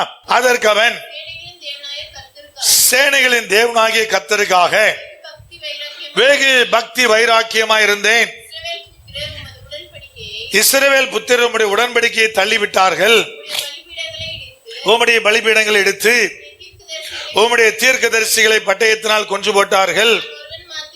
நான் ஒருவன் மாத்திரம் மீதியாயிருக்கிறேன், என் பிராணனையும் வாங்க தேடுகிறார்கள் என்றான். அப்பொழுது அவர், நீ வெளியே வந்து கர்த்தருக்கு முன்பாக பர்வதத்தில் நில் என்றார். அப்பொழுது இதோ கர்த்தர் கடந்து போனார். கர்த்தருக்கு முன்பாக தேவன் ஒன்னா செஞ்சு காமிக்கிறார். பர்வதங்களை பிளக்கிறதும் கண்மலைகளை உடைக்கிறதுமான பலத்த பெருங்காட்சி உண்டாயிற்று. ஆனாலும் அந்த காட்சியிலே கர்த்தர் இருக்கவில்லை. காட்சிக்கு பின் பூமி அதிர்ச்சி உண்டாயிற்று. பூமி அதிர்ச்சியிலும் கர்த்தர் இருக்கவில்லை. பூமி அதிர்ச்சிக்கு பின் அக்கினி உண்டாயிற்று. அக்கினியிலும் கர்த்தர் இருக்கவில்லை. அக்கினிக்கு பின் அமர்ந்த மெல்லிய சத்தம் உண்டாயிற்று. நல்லா கவனிங்க, கர்த்தர் ஒன்னா அடையாளப்படுத்தி காமிக்கிறார். மெல்லிய சத்தம் வரும்போது கர்த்தர் மறுபடியும் பேசுறார். ஏன் பிரதர் முதல்ல பெருங்காற்று அதிர்ச்சி சத்தம் பூமி அதிர்ச்சி அதெல்லாம் கர்த்தர் ஏன் நின்று பேசல, நாங்க ஏன் மென்ஷன் பண்றாங்க அந்த வார்த்தையை? கர்த்தர் அதுல இல்லைன்னு ஏன் மென்ஷன் பண்றாங்க பிரதர்? அவர் என்னைக்கும் இவன் இவ்வளவு சேட்டை பண்ணியும் மறுபடியும் அடங்காம இருந்தோம், சாப்பிட்டுட்டு மறுபடியும் தூங்கியும் மறுபடியும் சோரச்சிலிருந்து எழுப்பப்பட்டோம். கர்த்தர் இன்னும் மனதுருக்கமாவே இருக்கிறார், அமைதியாவே இருக்கிறார்னு அர்த்தம். எல்லாம் உண்டாய் கடைசியில மெல்லிய அந்த காற்று மெல்லிய தன்மை வந்த பிறகு கர்த்தர் பேசுறார் மெல்லிய சத்தத்துல. அப்போ அமைதியா தான் இருக்கிறார். அப்ப என்ன சொல்ல வர்றார் ஆண்டவரே கர்த்தரு? இன்னும் நான் இறக்கமாதான் இருக்கிறேன், நான் இவ்வளவு சொல்லின்னு கேட்கல. ஒரு பயம் உனக்குள்ள இருந்துட்டே இருக்குது. அந்த பயத்திலிருந்து வெளியே வா. இல்லையா? இவ்வளவுதான் சம்பளம் வாங்குறேன், எப்படி குடும்பம் நடத்துறது? இப்ப கல்யாணம் வேண்டாம். கையில காசு இல்ல, இப்ப கல்யாணம் வேண்டாம். சம்பளம் பத்தாது பிரதர், இப்ப குழந்தை வேண்டாம். இதெல்லாம் பயத்தோட வெளிப்பாடு தான். எல்லாம் எதிர்காலத்தை குறிச்சு பயத்தினுடைய வெளிப்பாடுகள். இப்ப குழந்தை வேண்டாம். அப்புறம் ஸ்கூல் ஃபீஸ் கட்டணும் பிரதர், அது பண்ணும் பிரதர். அந்த காலத்துல 10 பிள்ளை பெறும்போது கூட யாரும் கவலைப்படல. அவங்கள ஆண்டு மேல பாரத்தை வச்சு பெத்தாங்க. எல்லாம் யார் பார்த்துக்கிடுவா? யார் பார்த்துக்கிடுவா? மேல ஒருத்தர் இருக்கார், அவர் பார்த்துக்கிடுவார். எல்லாரும் அப்படிதான் பாத்தீங்கன்னா, ஐயா உனக்கு எவ்வளவு 10, எனக்கு எவ்வளவு 9, கவலையே படல. இப்ப ஒண்ணுக்கு தான் கவலை. இப்ப கல்யாணம் வேண்டாம், இப்ப என்ன வேண்டாம், இப்ப அது வேண்டாம், இது வேண்டாம். பயம் பயம் பயம் பயம். எவ்வளோத்தையும் முட்டையை காட்டிட்டானா பயம், எவ்வளோத்தையும் செய்வன வச்சுட்டானா பயம், வீட்டு வாசல்ல ஏதாவது ஒரு எலுமிச்சம்பழம் இருந்தா பயம். இவனை மிரட்டிலாம் பார்ப்பான். மிரட்டி என்ன செய்ய போகுது? இல்லையா? யார் என்ன செய்வது? அவன் சொல்லிட்டான், இவன் சொல்லிட்டான், செய்வனை வச்சுட்டான், அவன் செய்வனை சொல்லிட்டான். நான் இன்னைக்கு நான் சொல்றேன், இவன் செய்வனை வச்சுட்டான், அவன் செய்வனை வச்சுட்டான் சொல்றேன். எவனும் வாழ்க்கையில விளங்கினதா சரித்திரம் இல்ல, எவ்வளவு விளங்கினதா சரித்திரம் இல்ல. அன்னைக்கு எசபேல் சொல்லும் போது இந்த எலியா என்ன சொல்லிருக்கணும்னா, முந்தின அதிகாரத்தில் சொன்ன மாதிரியே சொல்லியிருக்கணும். உன் தேவன் பெருசா என் தேவன் பெருசான்னு பார்ப்போம். முந்தின தேவத்தை அதானே சொன்னான். அப்ப பயம்னு ஒன்று வந்தவன் என்ன ஆயிடுச்சு பிரதர்? பேச முடியல, தடுமாற்றம் வருது. பயப்படாதீங்க, கர்த்தர் அதான் சொல்ற. அங்க அவனுக்கு நல்லா கவனிங்க, நம்பிக்கை விசுவாசி இழந்துட்டான், மோசையை செத்துறேன்னா. இங்க பயத்தினால சொன்னான் எலியா, வேண்டாம் ஆண்டவரே, நீர் என்னை எடுத்துக்கொள்ள, நான் மரிக்கத்தான் நான் விரும்புகிறேன் என்பது போல அவருடைய நிலை என்பது கடந்து வந்தது. கடைசி ஒருத்தரை நான் உங்களுக்கு அடையாளப்படுத்த நான் விரும்புகிறேன். யோனாவின் புஸ்தகத்தை திருப்பலாம், 4ஆம் அதிகாரம் 3ஆம் வசனம். இப்போதும் கர்த்தாவே, என் பிராணனை என்னை விட்டு எடுத்துக்கொள்ளும், நான் உயிரோடு இருக்கிறதை பார்க்கிலும் சாகிறது நலமாய் இருக்கும் என்றான். இங்க யோனா. இவருக்கு என்ன ஆயிடுச்சு பிரதர்? அன்பில்லாத இருதயம், கரிசனை இல்லாத இருதயம், அதனால அவர் சாக விரும்பினார். அன்பும் கரிசனை நிறைஞ்சிருச்சுங்களே, மரணத்தை பத்தி சிந்திக்க மாட்டான். இதே விளங்குதா இல்லையா? இதை மோசைக்கும் சொல்லலாம். சனங்கள் மேல அன்பு பெருக்கமா இருந்திருந்தா அவர் என்ன பண்ணிருக்க மாட்டாரு? என்னை எடுத்துக்கொள்ள ஜோம் பண்ணிருக்க மாட்டாரு. அப்ப தேவனாய் கர்த்தர் என்று சொல்றாரு. இங்க யோனாவுக்கு மிஸ்ஸிங் என்ன பிரதர்? தீர்க்கதரிசி தான், தேவனுடைய வார்த்தையை சொல்றவன் தான். கர்த்தரை பற்றி புரிந்து கொண்டவன் தான். 2ஆம் வசனத்துல என்ன சொல்லுது? கர்த்தரை பத்தி என்ன சொல்றான் பாருங்க. கர்த்தரை நோக்கி விண்ணப்பம் பண்ணி, ஆ கர்த்தாவே, நான் என் தேசத்தில் இருக்கும் போதே நான் இதை சொல்லவில்லையா? இது நிமித்தமே நான் முன்னமே தர்சீசுக்கு ஓடி போனேன். நீர் இரக்கமும் மன உருக்கமும் நீடிய சாந்தமும் மிகுந்த கிருபையும் உள்ளவரும் தீங்குக்கு மனஸ்தாபப்படுகிறவருமான தேவன் என்று நான் அறிவேன். கர்த்தரை பற்றி அறிஞ்சவன், அவருடைய குணாதிசயத்தை போய் தெரிந்தவன். அதுக்குதான் சொல்றான், நீர் இப்படி பண்ணுவீர் எனக்கு நல்லாவே தெரியும். அதுதான் தர்சீசுக்கு போனேன். நீ நினிவேக்கு போகும்போது நான் அதனாலதான் கீழ்படியல. ஏன்னா நீ அந்த ஜனத்தை அழிக்க மாட்டீர் என்பது எனக்கு நன்றாகவே தெரியும். ஜனத்து மேல அன்பு இல்ல, பாசம் இல்ல. அதனால என்ன ஆகுது பிரதர்? வேண்டான்னு தோணுது. அன்பு பாசமும் ஜனத்து மேல வரணுமா பிரதர்? ஆமா வரணும். அட்லீஸ்ட் உங்களுக்கு குடும்பத்து மேலே வரணும் இல்லையா?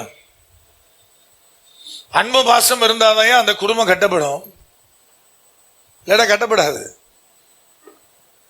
ஆணும் சரி பெண்ணும் சரி, எனக்கு ஏத்த மாதிரி என்ன நல்லா பாத்துக்கிற ஒரு ஆண் வேணும், ஒரு பெண் வேணும் தானே கேக்குறாங்க.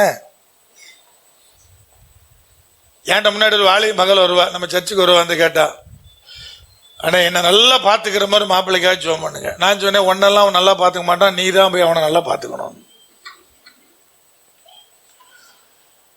அப்படிலாம் ஜெபம் பண்ண முடியாது. ஏன்னா பைபிள் சொல்லுது, குணசாலியான ஸ்திரீ என்னச்சுடா வீட்டை கட்டுறா, கட்டின வீட்டுல குடியேறான்னு சொல்லல. நீ போய் மரியாதை வீட்டை கட்டு, நீ தான் போய் அங்க பாத்துக்கணும், அவன் உன்னை பாத்துக்கணும் கேட்க கூடாது. அப்ப எல்லாரும் எனக்கு ஏத்த மாதிரி மாப்பிள்ளை தான் பொண்ணத்தான் கேட்கிற யாரும் ஒருத்தனாவது ஆண்டவரே எனக்கு கல்யாணம் ஆக போது, நான் அவனுக்கு ஏத்த மாதிரி அவளுக்கு ஏத்த மாதிரி மாற எனக்கு பலன் தாங்கன்னு ஒருத்தன் கூட கேட்கல. நான் உங்கள்கிட்ட ஆரம்பத்தில் சொல்றேன்ல, சாக்ரிஃபைஸ் பண்ற, தியாகம் பண்ற மனப்பான்மை இருந்தாதான் திருமணம் செய்யணும் என்பதை ஏன் நான் மறுபடியும் சொல்றேன். திருமணத்துக்கு அதுதான் அடிப்படை என்பதை நான் ஏன் சொல்றேன். எனக்கு ரொம்ப அவனை பிடிக்கும் பிரதர், அவளை பிடிக்கும், அதனால நான் கல்யாணம் பண்றேன், சந்தோஷம். கல்யாணம் பண்ண பிறகு அவனை பிடிக்கும்ன்றதுக்கு என்ன கேரண்டி? அதுக்கு பிறகு நீங்க சாக்ரிஃபைஸ் பண்ணாம எப்படி வாழ முடியும்? ஒரு பையன் இருக்கான்னு வச்சுக்கிடலாம், என்ன மாதிரி ஆள்லாம் வச்சுக்கிடுங்களேன். எனக்கு அப்படி வீட்டுக்குள்ள வந்தோடனே எல்லாம் எடுத்த மாதிரி இருக்கணும், சோஃபா மாதிரி இருக்கணும், எல்லாம் அப்படியே இருக்கணும், எல்லாம் அப்படியே நீட்டா இருக்கணும். எனக்கு நேர் மாறா ஒரு மனைவி இருக்கானுங்க, நேர மாடியில இருந்து துவைச்ச துணியெல்லாம் தூக்கிட்டு வருவா, சோபால போடுவா. வீட்டுக்கு ஆள் வந்துருச்சுன்னா அவளத்தையும் சுருட்டி கொண்டே பெட்ல போடுவா. அப்புறம் அங்கிருந்து வீட்டு விட்டு ஆள் போனோன்னு மறுபடியும் சுருட்டி கொண்டு எங்க போடுவா. அப்படி ஒரு ஆள் வீட்டுக்கு வந்துருச்சுன்னு வச்சுக்கிடுங்க. அதுக்கு பிறகு 50 வருஷம் நிம்மதியா இருக்கணும்னா அவளை மாதிரி நீ மாறணும். நீயும் குப்பையோட குப்பையா மாறி அவ உருள்ற மாதிரி நீ உருண்டுகிட்டா 50 வருஷம் நிம்மதியா இருக்கலாம். நீங்க ஆப்போசிட் எடுத்துருங்க, மனைவி நீட்டா வைக்க ஆசைப்படுறா, அப்பதான் கணவர் நேரம் ஆபீஸ் வருவாரு, இப்படி சுவை கழட்டி இப்படி போடுவாரு, இந்த சுவை கழட்டி அப்படி போடுவாரு, எல்லாம் அங்கங்க நினைச்சு வர அப்படியே தெரிக்க விடுவாரு. உனக்கு பிடிச்ச கணவர் தான். கல்யாணத்துக்கு முன்னாடி பானை பார்த்த நல்லா இருக்கிறா, பைசப்ஸ் கொஞ்சம் நல்லா இருக்குது, நல்லா ஹைட்டா இருக்கிறா, ரைட் ஓகே, உனக்கு ரொம்ப பிடிச்சி போச்சு, கல்யாணம் பண்ற ஓடி போன பேர் தானே உனக்கு தெரியும். அங்க அவர் இப்படி உதறினார்னா அப்படி உதறினார்னா அடுத்த 50 வருஷம் நீ என்ன செய்யணும்? அதை அனுசரிக்க தெரியணும். எதை வச்சு அனுசரிக்க முடியும் பிரதர்? அன்புன்னு ஒண்ணு அங்க இருந்தாதான் நீங்க அதை அனுசரிக்க முடியும். அவரை மாற்ற முடியுமா? மாத்த ட்ரை பண்ணா டிவோர்ஸ் தான் கன்ஃபார்ம். ஒருத்தனும் ஒரு காலத்திலயும் மாறினதில்லை, ஒருத்தியும் ஒரு காலத்திலயும் மாறினதில்லை. மாத்த ட்ரை பண்ணா டிவோர்ஸ் கன்ஃபார்ம். உங்களை சொன்ன மாதிரியே இருந்தா சந்தோஷம். இல்ல பிரதர் எனக்கு புதுசா தெரியுது அப்படின்னா நீ அதை புரிச்சுக்கன்னு அர்த்தம். அப்ப மாத்த முடியுமா பிரதர்? ஜென்மத்துக்கு மாத்த முடியாது. நீ மாத்த ட்ரை பண்ணாலும் நடக்கவே நடக்காது. அப்ப என்ன செய்யணும் பிரதர்? மாத்த ட்ரை பண்ண முடியாது. அதுக்கு தான் அகைன் சொல்றேன், அங்க ஒரு சாக்ரிஃபைஸ் தேவைப்படுது, அங்க ஒரு தியாக மனப்பான்மை தேவைப்படுது. நீ அதோட அடுத்த 50 வருஷம் அடாப்ட் ஆகணும். எனக்கு அந்த ஹெரனியா ஆபரேஷன் பண்ணி ஹாஸ்பிட்டல் இருக்கும்போது, நான் இருந்த ஹாஸ்பிட்டலுக்கு மேல் தளத்துல ஒரே பெரிய சண்டை, கச்சாமுச்சான்னு. நாகர்கோவில் குரலும் திருநெல்வேலி குரலும் பயங்கரமா கேக்குது. எல்லாம் இங்கேயும் அங்கேயும் ஓடிட்டு இருக்கான். நான் வெளியே எட்டி பார்க்குறேன், தெரிஞ்ச முகங்களா இருக்கு. என்னடா தெரிஞ்ச முகங்களா இருக்கு அப்படின்னு மேலே போய் என்னன்னு கேட்டா, அப்பதான் குழந்தை பிறந்திருக்கு. குழந்தை பிறந்த வீட்டில் அவ்வளோ சண்டை. அப்ப அந்த பொண்ணு எனக்கு தெரிஞ்ச பொண்ணு நார்வேல் பொண்ணு, அவங்க திருநெல்வேலி ஆட்கள், மாப்பிள்ளை வீடு திருநெல்வேலி. சரியா? என்ன சண்டை தெரியுமா? இங்க ஒண்ணுக்கு லாய்க்கு இல்லை அப்படின்னு சொல்லி மாமியார் திட்டுது மருமகளை. அப்பதான் குழந்தை பெற்றிருக்கா. ஏன்னா இந்த சனியனை வச்சு நான் என்ன பண்றது, பிள்ளைய ஒழுங்கா பார்க்க மாட்டா, சோம்பேறி, ஆச்சா பூச்சான்னு திட்டிகிட்டே இருக்கு. அதுல ஒரு பாயிண்ட் சொல்லிச்சு, அண்ணே நீங்களே சொல்லுங்கண்ணே, ஒரு நாள் கூட மீன் இல்லாம இவ இருக்க மாட்டீங்க. கம்ப்ளைண்ட். திருநெல்வேலி பழக்கம் என்னன்னா, 1 கிலோ மீன் வாங்கினீங்கன்னா அதில் 1/2 கிலோ குழம்பு வைப்பான், மீதி 1/2 கிலோ என்ன செய்வான், பொரிப்பான்.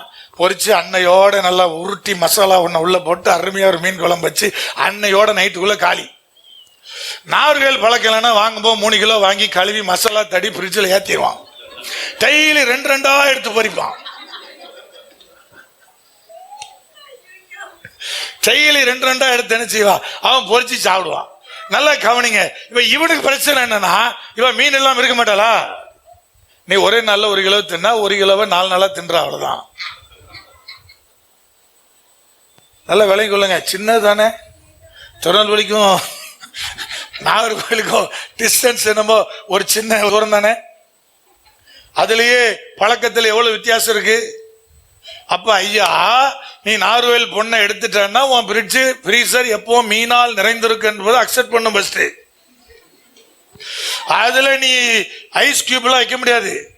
அதுல எப்பவும் 24x7 என்ன இருக்கும், மீன் இருக்கும். அதை நீ முதல்ல அக்செப்ட் பண்ணிக்கணும். திறந்தாலே மீன் நாசம் அடிக்குது. அதுவரை உனக்கு நாத்தமா தெரிஞ்சாலும் அப்புறம் வாசம் சொல்ல பழகிடணும். மீன் நாடு சொல்லக்கூடாது, மீன் வாசமா இருக்கு அப்படி சொல்ல தெரிஞ்சா அடுத்த 50 வருஷம் நிம்மதியா ஓட்டலாம். இல்லைன்னா அடுத்த 50 வருஷம் உனக்கு கண்டம் தான். புரியுதா இல்லையா உங்களுக்கு? எதுக்கு சொல்றேன் தெரியுமா? வேற வழியே கிடையாது, வழியே கிடையாது. எதுக்கு சொல்றேன்? அந்த அன்பு இருந்தா நான் சிலதை அக்செப்ட் பண்ணுவேன். யோனாவுக்கு என்ன பிரச்சனை பிரதர்? ஜனங்கள் மேல அன்பு இல்ல, கரிசனை இல்ல, அவன் சாவணும்னு நினைச்சான். கர்த்தர் அடையாளப்படுத்துறாரு. என்ன அடையாளப்படுத்துறாரு? ஒரு ஆமணக்கு செடியை வேகமா முளைக்க வச்சு அதனுடைய நிழல்ல 1 நாள் இருக்க வச்சு அடுத்த நாள் அந்த காலியும் பண்ணி காமிக்கிறார். இப்ப அவனுக்கு கோவம் வருது, மண்டையில சூடு விழுந்தோன்னு. ஏன் எரிச்சலா இருக்கிறேன்னு கேட்டா, நான் சாகுற வரைக்கும் எரிச்சலா இருப்பேன்றான். பதில பாருங்க. 8ஆம் வசனம் என்ன சொல்லுது பாருங்க. சூரியன் உதித்த போது தேவன் உஷ்ணமான கீழ்காற்றை கட்டளையிட்டார். அப்பொழுது வெயில் யோனாவினுடைய தலையில் படுகிறதுனால் அவன் சோர்ந்து போய் தனக்குள்ளே சாவு. என்ன மனுஷன், எப்ப பார்த்தாலும் சாவு வருவான் பொழுது. ஜனங்கள் சாவலனாலும் சாவுறேன்றான், வெயில் அடிச்சாலும் சாவுறேன்றான். இப்ப மண்டையில வெயில் அடிச்சதுல உனக்கு என்ன பிரச்சனை? அப்போ அவர் சாவு விரும்பினார். ஏக்கத்தால் செத்துறேன்னா. ஆனா தீர்க்கதரிசி, தேவனோடு உறவாடுகிற ஒரு மனுஷன், இந்த கேள்விகளை அடிக்கதான் பதில் சொல்லணும். சாவை விரும்பி நான் உயிரோடு இருக்கிறதை பார்க்கிலும் சாகிறது நலமாயிருக்கும் என்றான்.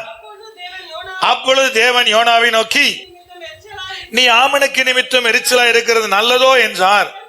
அதற்கு அவன், நான் மரண பரியந்தம் எரிச்சலா இருக்கிறது நல்லதுதான் என்றான். பயங்கர எரிச்சல், கிட்டத்தட்ட நம்மள மாதிரி இருப்போம் போல. நீ எரிச்சலாக்க உனக்கு நல்லதானே? ஆமா ஆமா, சாவர வரைக்கும் எரிச்சலாக்க எனக்கு நல்லதான்றான். யாருக்கிட்ட? கர்த்தர்கிட்ட. 2 தடவை சொல்லிட்டான். என்ன சொல்லிட்டான்னு கேட்டீங்கன்னா, ஐயா சாவுறேன் இந்த அதிகாரத்துல மட்டும் 2 தடவை சொல்லிட்டான், சாவது நலமா இருக்கும். அப்பதான் கர்த்தர் கடைசியா சொன்னாரு 11ஆம் வசனத்துல, இந்த நினிவேவுக்காக நான் பரிதபியாமல் இருப்பேனோ. 1,24,000 பேருக்கு அதிகமான மனுஷன் இருக்கிறான். அவருடைய மிருக ஜீவன்லாம் இருக்குது. நான் அவர்களுக்காக பரிதபியாமல் இருப்பேனான்னு கேட்கிறார். ஒரு அன்பே உள்ள இரக்கமே உள்ள தேவனா இருக்கிற நான் எப்படியா பரிதபிக்காம இருப்பேன்? அது ஏன் ஜனம்? காரணம் என்ன? அவர் மீது வைத்திருக்கிற அன்பு. அப்ப யோனாவுக்கு என்ன மிஸ்ஸிங் பிரதர்? அவருக்கு அன்பு இல்லை, கரிசனை இல்லை. கரிசனை இல்லாம போனதுனால, அன்பு இல்லாம போனதுனால சிலதை அக்செப்ட் பண்ண முடியல. அந்த ஜனம் உயிரோடு இருக்கிறதுனால அவனுக்கு எதுவும் பாதிப்பா?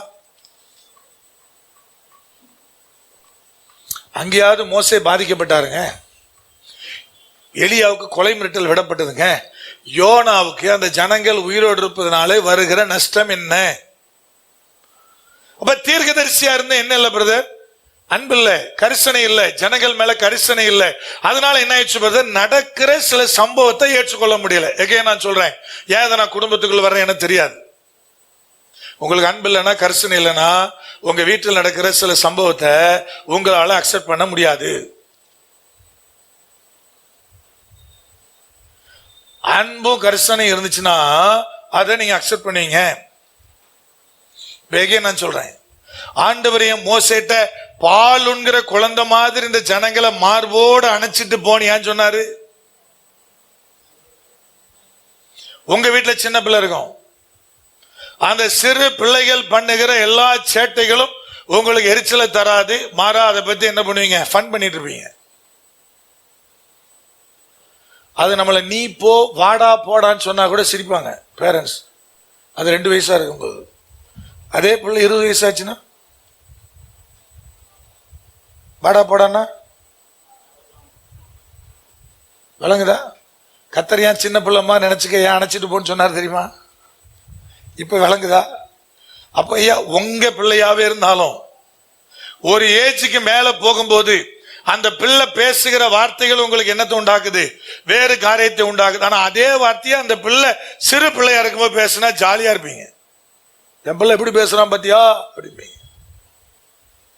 என்ன மாதிரியே தெரியுமா அப்படிம்பீங்க. இது வரைக்கும் அவன் பெரிய அடாவடி ரவுடியா இருந்தாலும் தாப்பன் சொல்லுவார், என்ன மாதிரியே தெரியுமா, அவ்வளோ அடி வெளுத்துருவான். அப்புறம் 20 வயசு ஆகும்போது அதே கவலை, அதே வார்த்தையான கவலை. இப்ப கத்தர் என்ன சொல்லா தெரியுமா, அதுக்கு தான் சின்ன பிள்ளைமா நினைச்சுக்க அணைச்சிக்க, அவ்வளவு பெரிய ஆட்களை சுமந்துட்டு போன்னு சொல்லாம சிறு பிள்ளைகளை போல அணைத்து கொண்டு போன்னு ஏன் சொன்னா இப்ப உங்களுக்கு விளங்கும். இப்ப ஏன் என்னால பிரதர் அந்த சில காரியத்தை சாக்ரிஃபைஸ் பண்ண முடியல, அன்புன்னு ஒண்ணு அங்க மிஸ் ஆனோன்னு என்ன ஆயிடுச்சு பிரதர், எனக்கு அந்த காரியம் எல்லாம் கோபம் வருது. அதே சமயத்துல கரிசனை அன்பு இருந்துச்சுன்னா உங்க வீட்டுக்குள் நடக்கிற அந்த குறிப்பிட்ட காரியத்தை மிக எளிதா கடந்து வெளியே வருவீங்க. அதால ஒரு பெரிய பாதிப்புலாம் இல்லை. இப்ப நமக்கு தெரிஞ்ச ஒரு சகோதரர் வீட்டுல அவங்க மகனுக்கு கல்யாணம் நடக்குது. அவர்கிட்ட சொன்னேன், பிரதர் இது வரைக்கும் உங்க மகன் இன்னைக்கு கல்யாணத்துக்கு பிறகு என்ன செய்யணும் தெரியுமா அப்படின்னு. என்னன்னாரு, முடிஞ்சா தனியா வச்சிடணும், இல்லைன்னா வாயை மூடிட்டு இருக்க தெரியணும். வீட்டுக்கு வாரத்துக்கு 4 தடவை ஸ்விக்கி வந்துச்சா சொமாட்டோ வந்துச்சா ஏன்னே கேட்க கூடாது. அதிகா 4 தடவை என்ன வந்துச்சு, சொமாட்டோ ஏன் வருது வீட்டுக்கு அடிக்கடின்னு கேட்க கூடாது. அவங்க வெளியே போயிட்டு நைட்டு 1 மணிக்கு வந்து காலிங் பெல் அடிச்சாலும் சிரிச்சுக்கிட்டே வந்து, அரை மயக்கமா இருந்தாலும் அப்படியே சிரிச்சுக்கிட்டே வந்து திறந்துட்டு, வாங்கம்மா எப்படிமா நல்லா இருந்துச்சாமா ஜாலியா இருந்தீங்களாமா அப்படி போட்டு உள்ள போக தெரிஞ்சாதான் இனி உன் வீடு வீடா இருக்கும். ஏன் தூக்கம் கெட்டு போய் சொல்லக்கூடாது. உன் பையன் வாலிபனா இருக்க வரைக்கும் தான் தூக்கம் கெட்டு போய் சொல்லலாம், அதுக்கு போய் சொல்லக்கூடாது. தூக்கமே கெட்டாலும் வந்து திறந்துட்டா குடும்பம் ஒன்னா இருக்கலாம், இல்லைன்னா தனியா வச்சிரு. தூக்கட்டு போய் சொல்லக்கூடாது. நீ வியாதியில ஹார்ட் அட்டாக்கே வந்தா கூட புடிச்சுக்கிட்டே திறந்து விட்டு வாமா சொல்லணும். ஆமா நல்லா இருக்கியாமா சொல்ல தெரியணும், நல்லா கவனிச்சுடுங்க.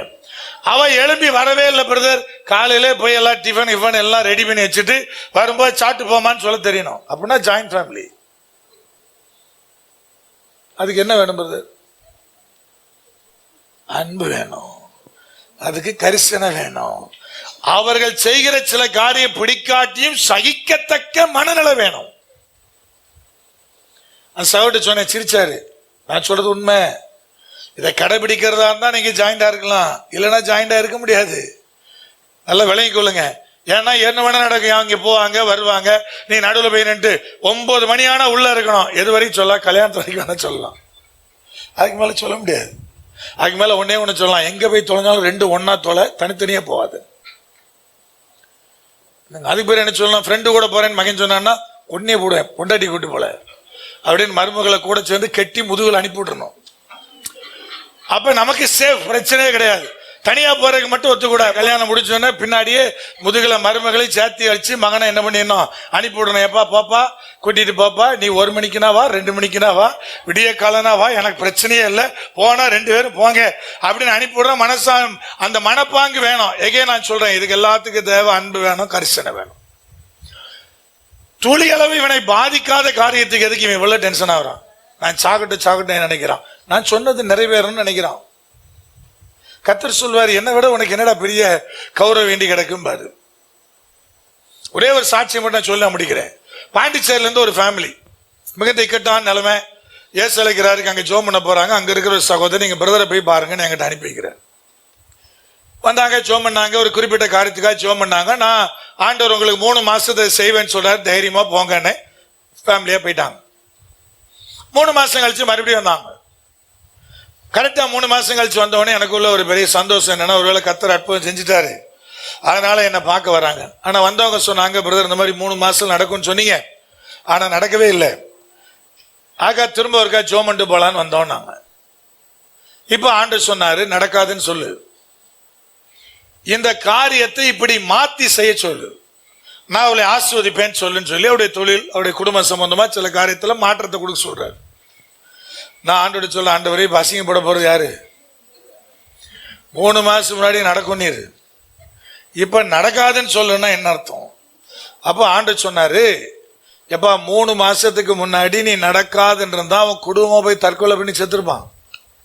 இப்ப 3 மாசத்துல அவனை நான் பக்குவப்படுத்தி இருக்கிறேன். இப்ப நீ அவன்கிட்ட பேசு, இது நடக்காது, மாத்தி இதை பண்ணு, இந்த தொழிலை விட்டுட்டு இதை பண்ணுன்னு சொல்லி குடும்பத்தினுடைய காரியத்தில் இந்த மாற்றத்தை கொண்டு சொல்லி நான் அவனை ஆஸ்வதிப்பேன். அப்ப கர்த்தருக்கு தானே தெரியும், எனக்கு என்ன தெரியும்? வந்திருக்கும் மனநிலை என்னன்னு எனக்கு என்ன தெரியும்? அப்ப கர்த்தருக்கு சித்தமாவே இருந்தாலும் இந்த காரியம் நடக்காது, வேற காரியம் தான் நடப்பது தேவனுடைய நோக்கமா இருந்தாலும் அவர் நடக்கும்னு சொல்லி கொஞ்ச நேரம் கூட்டிட்டு போயிட்டு அப்புறம் இது நடக்காது மாத்துன்றார். ஏன் பிரதர்? அவர் மனதுருக்கம் உள்ளவர், அவருடைய ஜனங்களுக்காக பரிதவிக்கிறவர். அவன் மனநிலை அறிஞ்சவருக்கு இவன் போய் ஏதாவது பண்ணிடுவான்னு நினைச்சுதான் என்ன பண்றாரு, மாத்துறாரு. அப்ப 3 மாசத்துல பக்குவப்படுத்தி கொண்டு வந்து இன்னைக்கு பாத்தீங்கன்னா கிட்டத்தட்ட ஒரு 7-8 லாரி, ரொம்ப பெரிய பிசினஸ் மேனா இருக்காரு. இடையில ஒரு நாள் போன் பண்ணாரு, அப்ப என்ன பிரதர், கர்த்தர் ஆசீர்வாதமா வச்சிருக்கா? சந்தோஷம் பிரதர், என் மூலியத்தோட எந்த தொடர்பு இப்ப கிடையாது, ஆனா சந்தோஷமா வச்சிருக்கா, நமக்கும் மகிழ்ச்சி. ஆனா கர்த்தர் எவ்வளவு அழகா பிளான் பண்ணி நடத்துறாரு. இது எனக்கு என்ன கௌரவம் வேண்டி கிடக்கு? அது சொல்றது செஞ்சுட்டு சொல்லிட்டு போக வேண்டியதுதான். அவர் ஏன் அப்படி நடத்தினார், அவர் ஏன் அப்படி பேசினார், இன்னைக்கு அதை பேசினார், அன்னைக்கு அதை பேசல, அந்த கேள்வியெல்லாம் கேட்கக்கூடாது. ஏன்னா அவர் அன்புள்ள தேவன், கரெக்டா தெரியும் எல்லாருடைய மனப்பாங்கும் அவருக்கு நல்லாவே தெரியும், உங்க மனநிலை நல்லாவே அவருக்கு தெரியும். நீங்க என்ன யோசிக்கிறீங்க, கரெக்டா பார்ப்பார். அப்ப தேவனாய் கர்த்தர் சொல்ல, கரிசனையும் அன்பு இல்லாதனால யோனாவுக்கு வாழ பிடிக்கல, பிழைத்திருக்க விழாம சாவலாம் நினைச்சா. அந்த ஜனங்கள் உயிரோடு இருக்கிறதுனால இவனுக்கு எந்த பாதிப்பும் கிடையாது. அதனால கர்த்தர் அந்த கேள்வி கேட்டா, நீ ஆமனுக்கு செடி நீயும் வைக்கல, நீயும் வளர பண்ணல, அப்படியே உனக்கு கவலைன்னு. நீ வளர்த்த செடியா இருந்தா கூட பரவாயில்லையா, அது தன்னால வளர்ந்துச்சு, இந்த ஒரே நாள்ல வளர்ந்து, அதுக்காக நீ ஏன் இவ்வளவு கவலைப்படுற? ஒரு நாள்ல வளர்ந்த ஆமனுக்கு செடிக்கே நீ பரிதவிக்கும் போது இந்த ஜனத்தினை இவ்வளவு வளர்த்திருக்கையா? 124,000 பேர் அந்த பட்டணத்தில் இருக்கிறாங்க, அவங்க எல்லாம் புறஜாதியா இருந்தாலும் சரிதான். கர்த்தர் சொல்றாரு, என் அன்பு அவங்க மேல இருக்கு, அவங்க வீட்டுல இருக்கிற ஆடு மாடுகள் மேல கூட இருக்கு. நான் அந்த நகரத்தை அழிக்க முடியாது, நான் பரிதபியாமல் இருப்பேனோ? அவர் கேட்கிற கேள்வி. அப்ப கர்த்தர் சொல்ற 3 காரியங்கள், 3 தேவதாசலை குறித்து நம்ம தியானிச்சிருக்கிறோம். ஒருத்தர் நம்பிக்கை இல்லாம விசுவாசம் இல்லாம பாரத்தை தாங்க முடியலன்னாரு, இன்னொருத்தர் பயப்பட்டதுனால தைரியம் இல்லாதனால ஐயா எனக்கு போதும்னாரு, இன்னொருத்தர் அன்பும் கரிசனை இல்லாதனால போதும்னாரு. ஒருவேளை நீ இந்த பாடு அவ்வளவுதான் என்னால தாங்க முடியாது நீங்க முடிவு பண்ணியிருந்தீங்கன்னா இன்னைக்கு கர்த்தர் கேட்பாரு, இந்த 3ல எந்த நிலைமையில் இருக்கிற? பயப்படுற எதிர்காலத்தை குறிச்சு, பிள்ளைகளை குறிச்சு கவலைப்படுறியா? உங்களெல்லாம் வாழ வச்சிருக்காருல்ல, என்னத்தை பெருசா கிழிச்சிய, உங்களெல்லாம் கர்த்தர் ஆசீர்வாதமா வச்சிருக்கிறாருல்ல. அப்ப உங்களை வச்சு ஆண்டுருக்கவங்க பிள்ளைகளை வைக்க தெரியாதா? தெரியுமா தெரியாதா? அழகா தெரியும், அற்புதமா தேவன் நடத்த வல்லவர். அப்ப ஒன்ன நீங்க சரியா புரிஞ்சுக்கொள்ளலாம். எதுக்கு பயப்படுறீங்க? வியாதியை பார்த்தா? வியாதி இல்லாதவன் தான் 40 வயசுல சாவறானே, அப்புறம் வியாதியை பார்த்து நம்ம ஏன் கவலை பண்ணோம்? வியாதி இல்லாதவன் திடீர்னு சாவலையா? 40 வயசுல 42 வயசுல 30 வயசுல வியாதி இல்லாத ஆட்கள் எல்லாம் மரணிக்கலையா? செத்துருக்காங்களே. இப்போ நம்ம ஏன் பயப்படணும்? யார் இருந்தானே போனாங்க, இருக்கிறத கர்த்தர் விளக்க வல்லவர், இருந்தாலும் நடத்த வல்லவர். அவர் என்ன பிளான் பண்றாரு நடத்த போறாரு. அதுக்கு நான் ஏன் பயப்படணும்? அன்பு கரிசனையும் நிச்சயமா நான் சொல்றேன், எகைன் சொல்றேன், உங்க குடும்பத்துக்குள்ள உங்கள் சகல விதமான எல்லைகளும் தேவன் எதிர்பார்க்கிற ஒண்ணு. அது இல்லைன்னா உங்களுக்கு போதும் வாழ்க்கைன்னு தோணும். ஏன்னா நிறைய காரியத்தை உங்களால சாக்ரிஃபைஸ் பண்ண முடியாது. அங்க நடக்கிற காரியத்தை மனதார ஏற்றுக்கொள்ள முடியாது. மன்னிக்க இயலாது. மன்னிக்க இயலாது. அப்ப அன்பு கரிசனை இருந்தாதான் மன்னிக்க முடியும். மன்னிச்சாதான் நீங்க நிம்மதியா வாழ முடியும். நீங்க கவனிச்சுக்கலாம் தெரியல, ஒருத்தர் அடிக்கடி இந்த இன்ஸ்டால எல்லாம் ஒருத்தர் சில சைக்கலாஜிக்கல் டேர்ம் எல்லாம் சொல்லி இதுக்கு இந்த வியாதி இதுக்கு இந்த வியாதின்னு பேசிட்டு இருப்பார். அதுல அவர் ஒரு போன வாரமோ அதுக்கு முந்தின வாரமோ நான் பார்த்த ஒரு வீடியோ, ஒரு காக்கா கதை ஒண்ணு சொன்னார். ஒரு காக்காவோட கூட்ட திடீர்னு அந்த ஹவுஸ் ஓனர் டிஸ்டர்ப் பண்ணிட்டாரு. காக்காவுக்கு பயங்கர கோபம். அவர் எப்பெல்லாம் வெளியே வருதோ அப்பெல்லாம் விரட்டி விரட்டி தலையிலே கொத்தும். நீங்க இதை நார்மலா எல்லா இடத்துலயும் பார்க்கலாம். நீங்க அதை கூட்ட டிஸ்டர்ப் பண்ணீங்கன்னா உங்களை விரட்டி விரட்டி தலையில பதம் பார்க்கும்.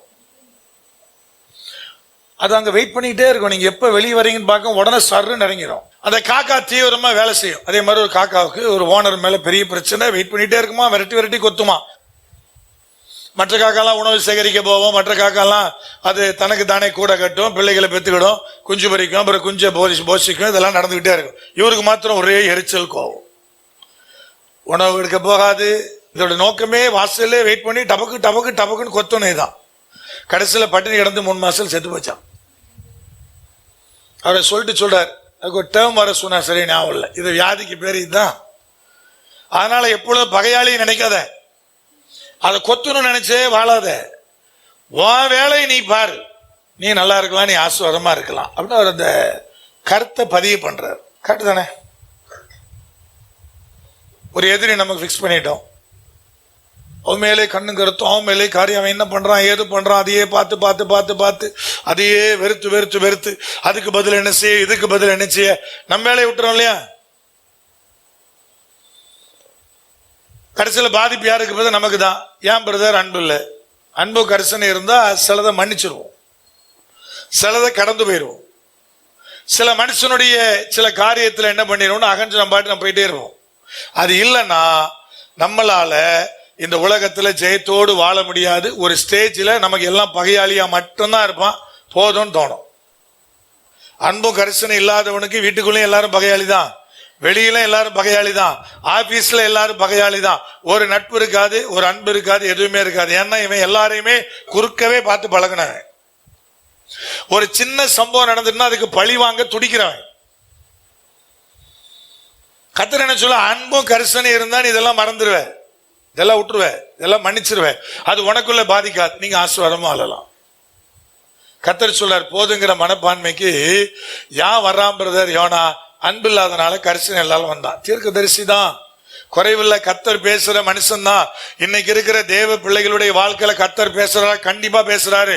அதுல உங்ககிட்ட குறிப்பா பேசதான் செய்றாரு. ஆனா ஆசீர்வாதத்தை சுதந்திரிப்பதற்கான தடை நீங்க தான், நீங்க மாத்திக்கிடணும். கர்த்தராகிய தேவன் இன்னைக்கு உங்களோடு இடைப்படுகிறார். என்னை உணர்வுள்ளவனாக்கும் நான் பிழைத்திருப்பேன். இந்த 3 காரியத்துல உங்களுக்கு என்ன உணர்வு வரணுமோ அதை உணர்வுள்ள காரியத்துக்குள்ள கடந்து வாங்க. மீதி காரியங்களை கர்த்தர் பார்த்துக் கொள்வார். அப்படியே கண்களை மூடலாமா? அப்படியே இருக்கிற இடத்துல எழுந்திருக்கலாமா? கர்த்தருடைய சமூகத்தை நோக்கி பார்க்க போறீங்க, ஆண்டவருடைய கரத்தை நோக்கி பார்க்க போறீங்க. ஐயா, இடுக்கன நெருக்கமும் என்னை சூழ்ந்து கொண்டது. அழகாய் பக்தன் சொல்லுகிறார், என்னை உணர்வுள்ளவனாக்கும் நான் பிழைத்திருப்பேன். யார் யாருக்கெல்லாம் நெருக்கம் வந்துச்சோ, தேவதாசர்கள் ஆனாலும் சில நேரம் தடுமாறினாங்க. மோசே நம்பிக்கை இழந்தவனாக, விசுவாசத்தை இழந்தவனாக, போதும் ஆண்டவரே என்னை எடுத்துக்கொள்ளுன்னு சொன்னான். எலியா தேவனுடைய அக்கினை இறக்கி காண்பித்தவன், சவால் விட்டவன், உன் தேவன் பெருசா என் தேவன் பெருசான்னு பாப்போன்னு சொன்னவன். ஆனா எசபேல்ட்ட அந்த காரியத்தை சொல்ல முடியல. ஏன்னா எசபேலுடைய பவர், அவர் ராணியா இருந்த அவர் செயல்படுத்தின காரியம் நல்லாவே தெரியும் எலியாவுக்கு. நம்மை போல கூட இருந்த ஏராளமான தீர்க்கதரிசிகள் இறந்து போனாங்க. அதான் பார்த்தான். கர்த்தர் சொன்னார், இன்னும் 7000 பேர் நான் வச்சிருக்கிறேன். அதை அவன் பார்க்கல. மரித்து போனவங்க தான் கண்ணுக்கு முன்னாடி வந்தாங்க. ஜீவனோடு கர்த்தர் வேலி அடைத்து வைத்திருக்கிற பாகாலுக்கு மண்டியிடாத, பாகாலுக்கு முழங்கால் படியிடாத இன்னும் 7000 பேர் அவன் கண் பார்க்க முடியல. அந்த கண்ணால் அவனை பார்க்க முடியல. பயம் வந்துருச்சு, பதட்டம் வந்துருச்சு. அழிவுகளையே பார்த்துட்டு இருந்தீங்கன்னு வைங்க, கர்த்தருடைய ஆசீர்வாதத்தை பார்க்க மறந்துட்டீங்கன்னு வைங்க, தேவனாலே காக்கப்பட்ட சாட்சிகளை பார்க்க மறந்துட்டீங்கன்னு வைங்க, அவர் என்றென்றைக்கு நிலைத்திருக்க வைத்திருக்கிற அந்த சாட்சிகளை கவனிக்காம போயிட்டீங்கன்னு வைங்க, ஒரு பயம் வரும். அந்த பயம் எதிர்காலத்தை குறித்து சூனியமாக்கும். எதுக்கும் பயப்படாத, கேட்க தெரியணும். பிள்ளி சுனியமா மந்திரமா எது பெரியது, என் தேவன் பெரியவரா எது பெரியதுன்னு கேட்க தெரியணும். எவன் என்னை மேற்கொள்வது, என் தேவன் என் பட்சத்தில் இருக்கிற போது சொல்ல தெரியணும். பயப்படாதபடி நடத்த தெரியணும். எதிர்காலம் என்ன கவலையே படாதீங்க. உங்களை வாழ வைத்த ஆண்டவர் உங்கள் பிள்ளைகளை வாழ வைக்க மாட்டாரா? இதுவரை காத்த தகப்பன் இனி காக்க மாட்டாரா? இதுவரை நடத்தின தேவன் இனி நடத்த மாட்டாரா? ஏன் பயப்படணும்? பயந்தீங்கன்னா வாழ்க்கை போதுன்னு தோணும், பிழைத்திருக்கிற எண்ணம் வராது. தேவனாய் கர்த்தர் 3ஆவது சொல்லுகிறார், அன்பற்ற ஒரு இருதயம், கரிசனையற்ற இருதயம். சுற்றிலும் எல்லாரும் பகைவர்களாகவே தோன்றும். அன்புள்ளவர்களை சம்பாதிக்க உதவாது. அது ஒரு காலகட்டத்தில் இந்த வாழ்க்கை போதும் என்கிற உணர்வை தரும், எரிச்சல் உண்டாக்கும். மரணம் வரை நான் எரிச்சலோடு இருப்பது நல்லதுதான் சொல்ல வைக்கும். ஆண்டவருடைய சமூகத்தில் ஒப்பு கொடுப்பீங்களா? பிழைத்திருக்கும்படி உங்களை அழைத்த தகப்பன், ஒருவேளை பயம் பதட்டம் தூக்கி தூர போடுங்க. குடும்பத்தில் சிலரை மன்னிக்க முடியலையா? காரணம் அன்பில்லை, கரிசனை இல்லை. சிலருடைய அழிவுகள்லாம் பார்க்காதீங்க. ஐயா ஆண்டவர் சொன்னார், அவர்களை ஒரு சிறு பிள்ளை போல நீ அணைத்து கொண்டு சுமந்து போனோம். தோளில் அல்ல, கைப்பிடித்து நடத்தல்ல, கைப்பிடித்து கூட்டிட்டு போகிற நிலையில் அல்ல. ஒரு பிள்ளை தகப்பன் எப்படி அணைத்து கொண்டு போவானோ அப்படி போல அந்த அன்பு உனக்குள்ள வரன்னு சொல்லி தேவனாய் கர்த்தர் எதிர்பார்க்கிறார். அந்த அன்பு கரிசனை வந்துச்சுன்னா உங்க குடும்ப வாழ்க்கை, உங்க ஃபேமிலி அது மிகுந்த மகிழ்ச்சியா இருக்கும். அந்த அன்பு கரிசனை இல்லையா, அந்த மகிழ்ச்சியை உங்க வீட்டுக்குள்ள நீங்க பார்க்க முடியாது. இன்னைக்கு ஆண்டவருடைய சமூகத்தில் ஒப்பு கொடுப்பீங்களா? நான் நினைச்சது நடக்கணும் வீட்டுல நினைக்கிறீங்களா? உங்க வீடு ஆசீர்வாதமா இருக்காது.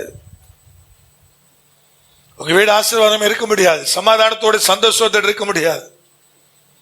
நீ நினைப்பதல்ல, மற்றவர்களை புரிந்து கொள்ளத்தக்கதான பலன். நீ ஆணாயிரு பெண்ணாயிரு, நீ பிள்ளையாயிரு தகப்பனாயிரு, நீ சகோதரனாயிரு சகோதரியாரு, யாரா வேணாயிரு, அடுத்தவளை புரிஞ்சுக்க. அடுத்தவளை புரிந்து கொள்ளுகிற ஒரு அன்புள்ள கரிசனை உள்ள ஒரு இருதயம். தேவனுடைய சமூகத்தில் என்ன கேட்பீங்களா? கர்த்தர் அந்த ஆசீர்வாதத்துக்குள்ள உங்களை நடத்தும்படி விரும்புகிறார்.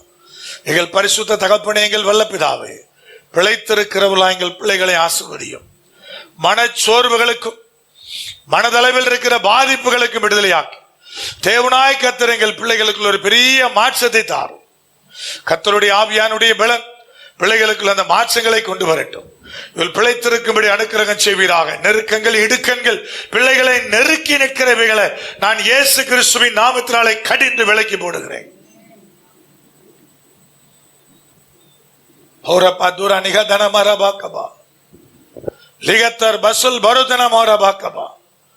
ஆண்டவரே, குடும்பமாய் பிள்ளைகள் கட்டப்பட பலனடைய தேவனீர் அனுக்கிரகம் பாராட்டும், காத்துக்கொள்ளும் வழி நடத்தும்.